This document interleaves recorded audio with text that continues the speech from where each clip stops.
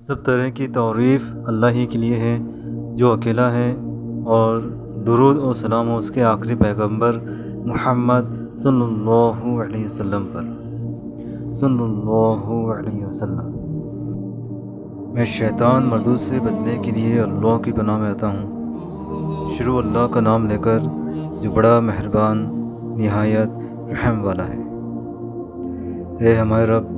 ہم پر اپنی رحمت نازل فرما اور ہمارے کام میں ہمارے راستے کو آسان کر دے، آمین۔ بسم اللہ الرحمن الرحیم۔ ایک تو وہ آیت ہے سورۃ الانعام کی آیت نمبر 88، جس میں اللہ تعالیٰ نے آلموسٹ بائی نیم 18 انبیاء کے نام، ایگزیکٹلی 18 انبیاء کے نام ذکر کیے ہیں۔ قرآن میں انبیاء کرام کے ناموں کا سب سے بڑا گلدستہ جو ہے نا وہ سورۃ الانعام کی وہ آیت ہے 88 نمبر، اور اس کے ساتھ ایڈجسنٹ۔ تو 88 آیت میں جا کر 18 انبیاء کا بائی نیم ذکر کر کے آخر میں اللہ تعالیٰ نے اپنا فتویٰ سنایا ہے، وَلَوْ أَشْرَكُوا لَحَبِطَ عَنْهُمْ مَا كَانُوا يَعْمَلُونَ، اگر یہ بھی شرک کرتے ہوتے تو ہم ان کے بھی سارے اعمال برباد کر دیتے۔ اس سے زیادہ آپ کا رب، میرا رب آپ کو کیسے سمجھائے کہ شرک is the most sensitive issue in the sight of اللہ۔ اچھا، اور دوسری آیت جو اسپیسیفکلی ہمارے محبوب صلی اللہ علیہ وآلہ وسلم کے لیے آئی، سورہ الزمر کی آیت نمبر 65،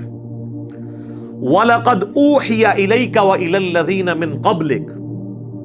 لَإِنْ أَشْرَكْتَ لَيَحْبَطَنَّ عَمَلُكَ وَلَتَكُونَنَّ مِنَ الْخَاسِرِينَ۔ اے نبی تم فرماؤ میری طرف بھی اور مجھ سے پہلے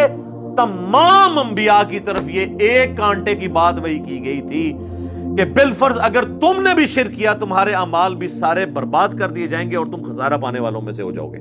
سارے انبیاء۔ اور ظاہر ہے کہ انبیاء کے ذریعے امتوں کو بھی۔ اور پھر سر جس شان سے عیسیٰ ابن مریم کا خطبہ آیا نا جی سورہ المائدہ کی آیت نمبر 72 میں، چونکہ اس وقت انسانیت میں سب سے بڑا شرک بت پرستی کے نام پہ نہیں ہے، ایک پیغمبر کے نام پہ کھڑا ہوا ہے۔ یار بت پرست تو اس وقت دنیا میں ہارڈلی 80-90 کروڑ ہوں گے، وہ بھی آستہ آستہ سیکولر ہی ہو گئے ہیں،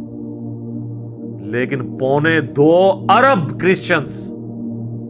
شرک کر رہے ہیں ایک پیغمبر کے نام کے اوپر۔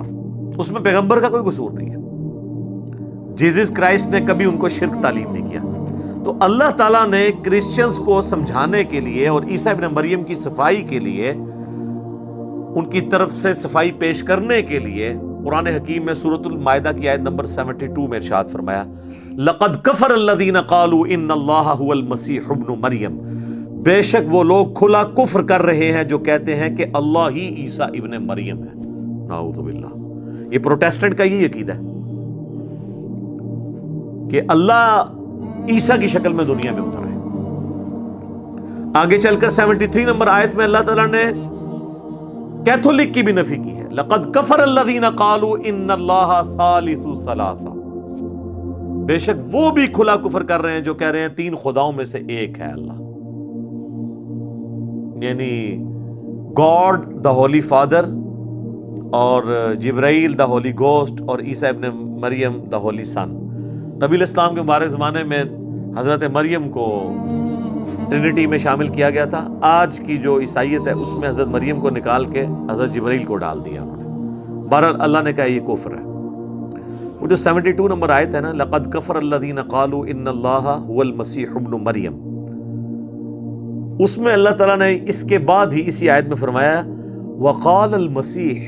جبکہ عیسیٰ مسیح تو کہا کرتے تھے یا بنی اسرائیل، اے اولاد یعقوب، اسرائیل علیہ السلام کی اولاد،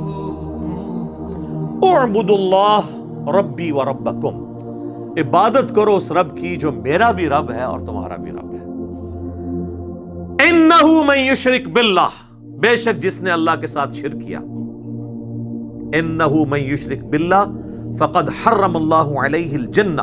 ومأواہ النار وما للظالمین من انصار، ایسے شخص پہ اللہ نے جنت حرام کر دی ہے اور اس کا قیامت کے دن ٹھکانہ آگ ہوگا اور وہاں اس کا کوئی مددگار نہیں ہوگا۔ حتیٰ کہ صحیح بخاری اور صحیح مسلم دونوں میں یہ حدیث ہے، اللہ کے محبوب صلی اللہ علیہ وآلہ وسلم ارشاد فرماتے ہیں کہ اللہ تعالیٰ نے ہر پیغمبر کو ایک ایسی دعا دی تھی جو مقبول دعا تھی، وہ اس نے اس دنیا میں ہی مانگ لی اللہ سے۔ اسی دعا کے اگینسٹ آپ کو پتہ ہے حضرت نوح علیہ السلام نے عذاب مانگ لیا تھا اللہ تعالیٰ سے اپنی قوم کے اگینسٹ، اور میں نے وہ اپنی دعا سنبھال کر رکھی ہے قیامت والے دن کے لیے، اور اس دعا کے ذریعے میں اپنے امتیوں کی شفاعت کروں گا۔ صلاۃ پر محمد وآل محمد، اللہم صلی علی محمد وعلی آل محمد۔ میری شفاعت سے میرے ہر امتی کو نفع پہنچے گا سوائے اس شخص کے کہ جس نے دنیا میں اللہ کے ساتھ کسی قسم کا شرک کیا ہوا، ہر ایک کو شفاعت پہنچے گی۔ بہرحال اب یہ چیزیں تو بالکل واضح تھیں، لیکن علماء سو نے عوام کو ایسے دھوکے دیے کہ آج تک عوام ان دھوکوں سے باہر نہیں نکل رہی۔ کبھی وسیلہ اور توسل کے نام کے اوپر، جس کی جائز صورتیں بہت ساری ہیں، استعانت کا مسئلہ غیر اللہ کو مدد کے لیے پکارنا ثابت کیا، کبھی بہانہ کیا عطائی کا اور ذاتی کا، کبھی فرق ڈالا مستقل بذات کا اور غیر مستقل بذات کا۔ یہ سب کہانیاں ڈالی جو میں نے وقتاً فوقتاً مختلف ویڈیوز کے اندر کور کی ہیں، اور یہ ریسرچ پیپر آپ پڑھ لیں گے تو آپ کو بہت کچھ انشاءاللہ تعالی پتہ چل جائے گا اس حوالے سے۔ اسی لیے میں کہتا ہوں کہ قرآن حکیم کا وہی معنی معتبر ہے جو پہلی دفعہ کوئی غیر مسلم پڑھ کے اس کا معنی لے، مسلمان کا پڑھا ہوا معتبر نہیں ہوگا۔ ورنہ میرے بھائیوں، ہزاروں مفسرین ہیں جو قرآن کی تفسیریں لکھ کے مر گئے ہیں، ان کی اپنی تو ہی ٹھیک نہیں ہوئی ہے کیونکہ مکھی پہ مکھی مارتے رہے، اپنے بزرگوں سے سنا، اسی طریقے سے آگے ٹریول کیا۔ آپ ایمانداری سے مجھے بتائیں، آج میں اگر کسی گورے کے سامنے یہ سٹیٹمنٹ رکھوں، ایاک نعبد و ایاک نستعین، اے اللہ ہم تیری ہی عبادت کرتے ہیں، تیری ہی عبادت کریں گے، کیونکہ مضارع کا صیغہ ہے، تجھ سے مدد مانگتے ہیں، تجھی سے مدد مانگیں گے، یعنی دعا، تجھ سے دعا کرتے ہیں، تجھی سے کریں گے، اور آپ اس کو کہیں گے اس سے کسی بابے کو پکارنا کیا ثابت ہوتا ہے، تو وہ بھی آپ کو کہے گا یار یہ تو بالکل واضح ہے کہ تیری ہی، تو اس کے بعد تو کوئی اور دوسرے کی نفی ہو جائے گی۔ لیکن آپ کروڑوں عوام کو منوا کے بتائیں، قرآن کے پہلے صفحے کا ٹیسٹ پاس کرنے کے لیے تیار نہیں ہے، اور ایسے ایسے بہانے آپ کے سامنے رکھیں گے جو کسی کے دماغ میں بھی نہیں آئیں گے، اور اسی لیے پھر وہ آپ کو کہ قرآن ڈائریکٹ نہیں پڑھنا چاہیے، بندہ گمراہ ہو جاتا ہے۔ ظاہر ہے تو قرآن کیا کہ کتابیں گمراہی ہے، نعوذ باللہ، یہ تو عقیدہ ہی کفر ہے۔ اگر ہم کسی کافر کو کہیں کہ یہ لو، یہ کتاب لے لو، گمراہ بھی ہو سکتے ہو، ہدایت بھی پا سکتے ہو، تو وہ کہے گا یار اپنے پاس رکھو۔ لیکن قرآن تو کہتا ہے سورہ البقرہ 185، ھدی للناس وبینات من الہدی والفرقان، پوری انسانیت کے لیے ہدایت ہے اور روشن دلائل ہے، حق اور باطل میں تمیز کرنے والی کتاب الفرقان ہے۔ وہ جو آیا یدل بہ کثیرا ویہدی بہ کثیرا، وہ تو بات ہی کچھ اور تھی۔ وہ اللہ نے فرمایا جو اہل ایمان ہے، جو بات ماننے والے ہیں، وہ قرآن پر عمل کر کے ہدایت پا لیتے ہیں، اور جو نہیں ماننے والے وہ اس پہ اعتراض نکالتے ہیں کہ اللہ نے اس کے اندر جو ہے وہ سورۃ العنکبوت میں کیوں مثال بیان کی ہے مکڑی کی، اور مکھی کی سورۃ الحج میں کیوں بیان کی۔ تو اللہ فرماتا ہے ہم تو اس بات سے حیا محسوس نہیں کرتے کہ ہم مچھر کی مثال بیان کریں یا اس سے کسی حقیر چیز کی،